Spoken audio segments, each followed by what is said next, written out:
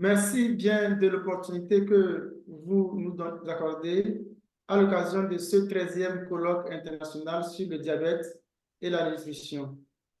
Alors, quoi de neuf au Togo? Notre présentation s'intéressera essentiellement à la prévalence du diabète et les facteurs de risque au Togo, en se focalisant essentiellement sur l'enquête STEPS de 2021. Quoi de neuf sur le diabète au Togo? En considérant la prévalence du diabète au Togo, on peut dire qu'elle était de 2,6% en 2010, augmente avec l'âge et est plus élevée chez les hommes que les femmes. Cette prévalence en 2021 est passée à environ 5%, soit une augmentation de près de 90% après une dizaine d'années, c'est-à-dire près du double de celle de 2010. Par ailleurs, la Fédération internationale du diabète prédit en 2045 une augmentation de 134% des cas de diabète en Afrique subsaharienne et le Togo risque de ne pas s'en épargner. Quand on analyse cette prévalence, on comprend que chez les hommes, elle est passée de 3,5% à 4,4%, alors qu'au niveau des femmes, elle est passée de environ 2% à 5,3%, un chiffre qui a presque triplé. Cette augmentation du diabète chez les femmes reste alors inquiétante et est probablement liée à la prévalence sans cesse croissante du diabète gestationnel au Togo. Alors, par rapport aux facteurs de risque, l'hypertension artérielle est passée entre 2010 et 2021 de 19% à 22,9% dans la population générale, soit 20,5% à 24,4% chez les hommes et 17,7% à 21,4% chez les femmes, impliquant le rôle majeur des facteurs de risque tels que le tabac, le sel, le surpoids, la consommation de fruits et légumes, les activités physiques, pour ne citer que cela. En effet, la prévalence de la consommation du tabac fumé au Togo en 2021 était de 5%, alors qu'en 2010, elle était de 8,5%. Les hommes consommant significativement plus de tabac avec 10% que les femmes avec 0,4% au Togo.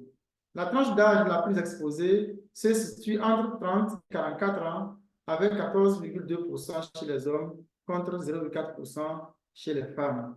En considérant le surpoids, la proportion de la population en surpoids ou en situation d'obésité était de 30,8% avec 20% chez les hommes et 41,4% chez les femmes, alors qu'en 2010, elle était de 6,2% d'obèses et 15,4% de surpoids, soit au total 21%. La tranche d'âge comprise entre 45 et 109 ans est la plus touchée par le surpoids et l'obésité, avec 40,4% au Togo.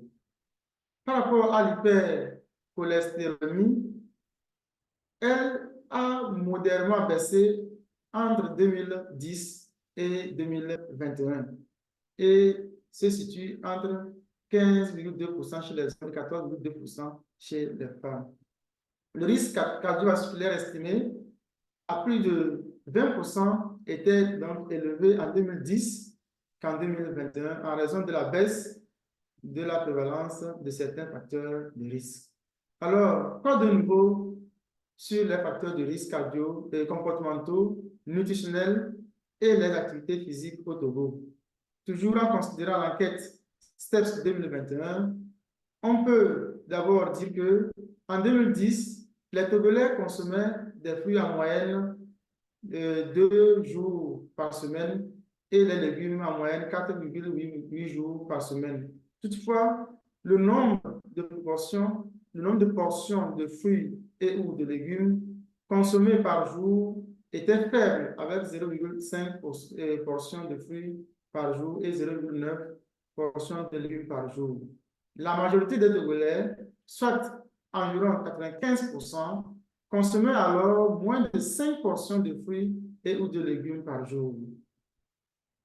En 2021, au sein de la population togolaise adulte, environ 89% consommaient moins de 5 portions de fruits et ou de légumes par jour. Et cette proportion était d'environ 87% chez les hommes et 89% chez les femmes.